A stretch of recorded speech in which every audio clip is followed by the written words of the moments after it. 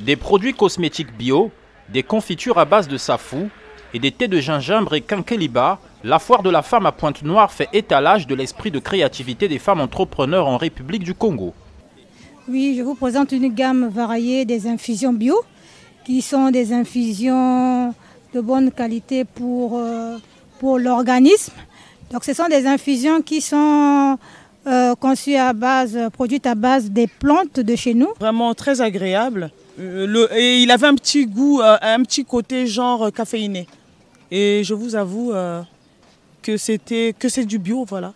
À l'initiative de cette foire, Madame Babingi, mère de 5 enfants et comptable de profession, elle a tout arrêté pour créer une entreprise familiale, Babingi David King, en mémoire de son fils décédé. Bon, en fait, c'est une société familiale où tous les Babingi sont regroupés et nous travaillons ensemble. Donc, chacun de nous a une branche.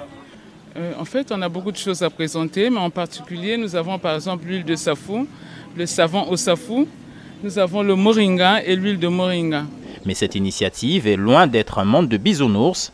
Les difficultés ne manquent pas. La première difficulté est d'abord le problème de logistique. Quand il pleut chez nous ici, vous savez chez nous au Congo, quand il pleut, les routes sont vraiment boueuses, sont impraticables. Alors pour avoir la marchandise, c'est difficile. Et puis l'autre difficulté aussi, c'est l'emballage. Mais la foire de la femme ne fait pas uniquement étalage des produits de transformation agroalimentaire. Madame Mayela, elle, présente pour la première fois dans un salon de cette envergure, sous le label Mayela Assist, assure un service intermédiaire entre les grandes marques de sites d'achat en ligne et les clients locaux. Alors, durant cette foire de la femme, nous allons présenter Mayela Assist, qui est un service d'achat en ligne, assistance pour les achats en ligne.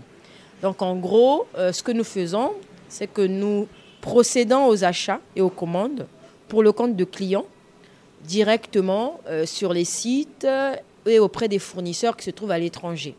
La République du Congo fait face à une dette abyssale et le plan de sauvetage du FMI estimé à 448,6 millions de dollars ralentit.